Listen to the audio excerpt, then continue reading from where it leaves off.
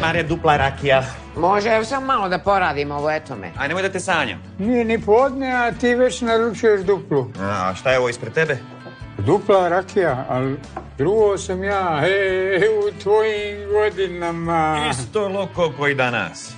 Ali sam radio i druge stvari.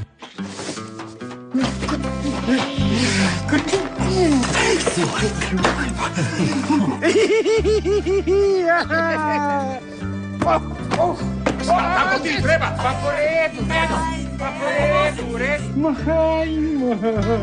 Nevinašci, milo. Idemo mi u moje odaje.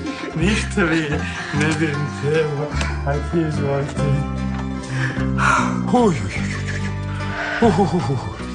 A ljubavi da mi još jednom. Eto mene za minut. Stani!